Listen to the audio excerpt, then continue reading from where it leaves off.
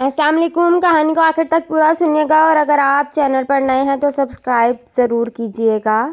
شازل سعید. میں نے پوچھا تھا کیا تم نے دوبارہ اسے ڈھونڈنے کی کوشش نہیں کی؟ تو اس نے بتایا تھا کہ میں نے اسے بہت ڈھونڈا لیکن وہ پھر بھی کبھی نہیں ملی. اتنی سی بات کرنے کے بعد اس کی آنکھیں نم ہوئی تھیں اور میری روح وہ بتاتا ہے کہ میرا نام نواز شفیق ہے اور میں ننکانہ صاحب کا رہنے والا ہوں. ایک مناسب سا زمیندار ہوں. الحمدللہ میری آمدنی بہت اچھی تھی. میرے پاس 150-200 جانور تھا. دودھ کا میرا اپنا کام تھا. مجھ سے زندگی میں بس ایک خطا ہوئی اور اس خطا کے بعد مجھ سے سب کچھ چھن گیا. میری لگامیں کھینچ لی گئیں اور میں مکافات عمل کا شکار ہو گیا. قصہ کچھ یوں ہے کہ میری پہلی شادی میری پھپھو ذات سے ہوئی تھی جو مالی طور پر انتہائی کمزور تھی.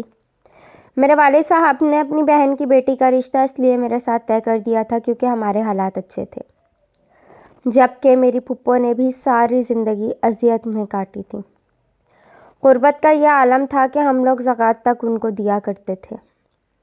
مالی تعاون اس کے علاوہ ہوتا تھا. اب آپ یوں سمجھ لیں کہ ان کا سارا گھر ہم لوگ ہی چلایا کرتے تھے.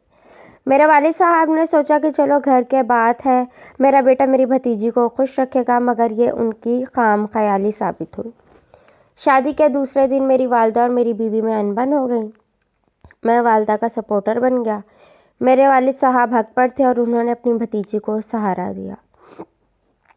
مجھے بھی سمجھانے کی کوشش کی کہ یہ تمہاری بیوی ہے، تم روز قیامت اللہ تعالیٰ کے سامنے اس بات کے جواب دہ ہوگے. لیکن میں نے والد صاحب کی بات ماننے سے انکار کر دیا اور ان کو صاف کہا کہ آپ بھتیجی کی سائیڈ لے رہے ہیں. یوں ہمارے اختلافات شروع ہوئے اور پھر بڑھتے گئے، یہاں تک کہ میرے والد اور والدہ میں بھی دوریاں پیدا ہونا شروع ہو گئیں اور میں بھی اپنے والد سے متنفر ہوتا چلا گیا. میرے والد صاحب اسی صدمے سے دوچار ہو کے بیمار ہوئے اور پھر مر گئے. والد صاحب کی موت سے پہلے حالات جیسے بھی تھے.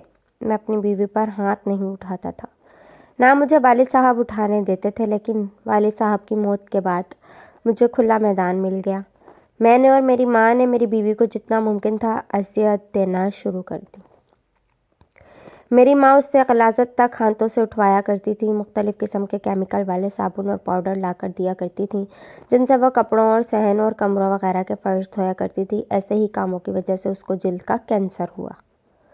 اس کے ہاتھوں کی ساری جلد اتر گئی. اس کا ایک ہاتھ تقریباً اس حد تک ناکارہ ہو گیا کہ اندر سے گوشت لٹکنے لگا اور ہڈیاں نظر آنے لگیں، لیکن اس کے باوجود ہمیں اس پر کوئی ترس نہ آیا، بلکہ الٹا اس کی بے بسی دیکھ کر ہم اس کو اور زیادہ اذیت دیتے تھے. میری والدہ نے اس پر پابندی لگا رکھی تھی کہ وہ دن میں صرف ایک وقت کھانا کھا سکتی تھی اور وہ کھانا بھی ہم اسے الگ برتنوں میں دیا کرتے تھے. کچن میں اور جہاں ہم لوگ بیٹھا یا لیٹا کرتے تھے ان کمروں میں آنا اس کے لیے ممنوع تھا سوائے صفائی کرنے کے. میں نے اسے کبھی زندگی میں بیوی کا حق نہیں دیا تھا، البتہ اذیت اتنی دی تھی کہ وہ کبھی زندگی میں اپنا حق مانگ بھی نہیں سکی تھی. اگر گاؤں میں سے کوئی شخص ترس کھا کر اسے کچھ رقم یا کوئی چیز دیتا تو وہ بھی میں یا میری ماں اس سے لے لیا کرتے تھے. اس کے ایک ہاتھ کی جلد مکمل طور پر اتر چکی تھی، بلکہ گوشت بھی ہڈیوں سے الگ ہو چکا تھا. مجھے تو یہ تو نہیں پتا کہ اس چیز کی اس کو کتنی تکلیف تھی، البتہ ہمیں اس کا یہ فائدہ ہوا تھا کہ جب میں اس کو مارنے لگتا تھا تو میری ماں کہتی تھی یہ اس کا جو ہاتھ خراب ہے اس ہاتھ سے الٹی طرف مارو تاکہ جہاں اس کو چوٹ لگے اس جگہ پر جب تکلیف ہو تو یہ اپنی تکلیف کو دوسرے ہاتھ کی مدد سے سہلا نہ سکے.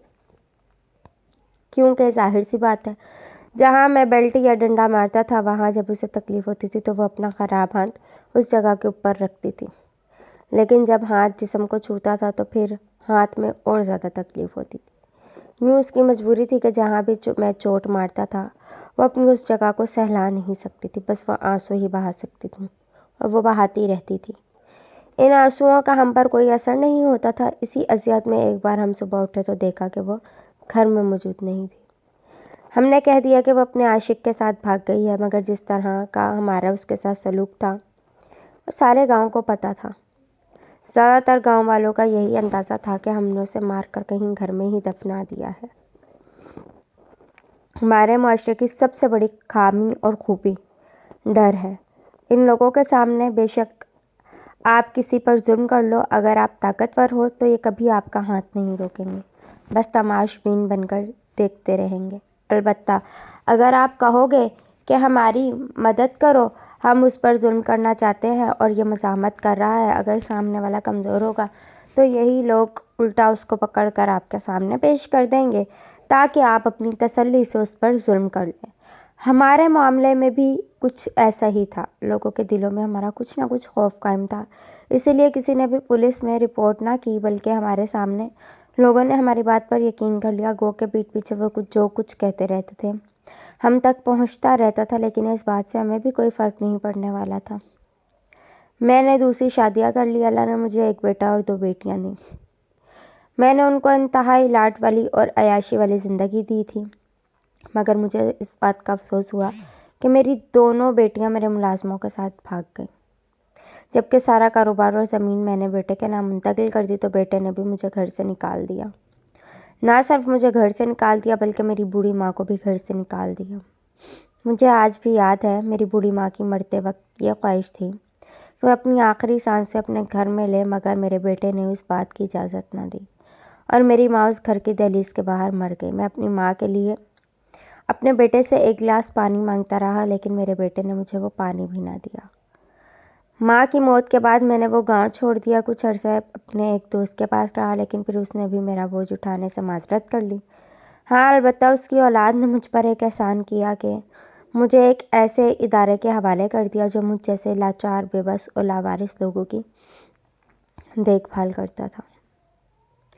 میں آج بھی اس ادارے میں موجود ہوں اور اپنی موت کا منتظر ہوں۔ میرا وہ دوست آج بھی اپنے بچوں کے ہمراہ میرے پاس آتا ہے، میری کچھ نہ کچھ مالی مدد کرتا ہے، ادارے کے ملازموں کو کچھ نہ کچھ رقم بطور رشوت یا معاوضہ دیتا ہے تاکہ وہ میرا اچھے سے خیال رکھیں، اور ساتھ ہی افسردہ ہو کر مجھے کہتا ہے کہ میں شرمندہ ہوں، میں تمہارے لیے اس سے زیادہ کچھ نہیں کر سکتا، اور اس بات کا افسوس ہے کہ تم اپنی اولاد کی صحیح طرح سے پرورش نہیں کر سکے، یا پھر شاید تمہارے ظلم ہی تمہارے لیے سزا کی وجہ بن گئے، مگر میں جب تک زندہ ہوں تمہارا سہارا بنا رہوں گا، اور اللہ تعالیٰ کے حضور بھی دعا کرتا رہوں گا کہ اللہ تعالیٰ تمہیں دونوں جہانوں میں معاف کر دے۔ گو کہ میرے دوست نے مجھے صدقہ دل سے دعا دی تھی، لیکن میرا دل کہتا ہے یہ دعائیں میرے حق میں قبول شاید نہیں ہوں گی، کیونکہ میری اب جلد بھی خراب ہونا شروع ہو چکی ہے۔ میری جلد پر ایک پھوڑا نکلتا ہے، پھر اس میں پانی بھر جاتا ہے، پھر جب وہ پھٹتا ہے تو جہاں تک وہ اس کا پانی جاتا ہے وہاں تک میری جلد خراب ہو جاتی ہے اور گل سڑ جاتی ہے۔ ادارے والے میرا علاج کر رہے ہیں، لیکن اس کے باوجود فی الحال مجھے کچھ بھی آرام نہیں آ رہا۔ شاید ادارے والوں کو تو نہیں پتہ یہ کیوں ہو رہا ہے، لیکن میں جانتا ہوں کہ یہ میرے ساتھ وہی مکافات عمل والا کام ہو رہا ہے جو میں نے اپنی پہلی بیوی کے ساتھ کیا تھا۔ میں نے جو ظلم کر لیا اس کی جزا پا رہا ہوں، اور پتہ نہیں کتنا عرصہ پاتا رہوں گا، لیکن میں آج کی نسل کو یہ بات بتانا چاہتا ہوں کہ کوئی بھی ظلم یا بڑا گناہ ایسا نہیں ہے جس کی سزا کا مزہ آپ دنیا میں نہیں چکھ لیتے۔ اس لیے آپ سے التجا کرتا ہوں کہ میری طرح نشان عبرت بننے کی بجائے آج ہی اپنے آپ میں سدھار پیدا کر لیں، تاکہ کل کو میری جگہ پر آپ نہ ہو۔ اللہ حافظ۔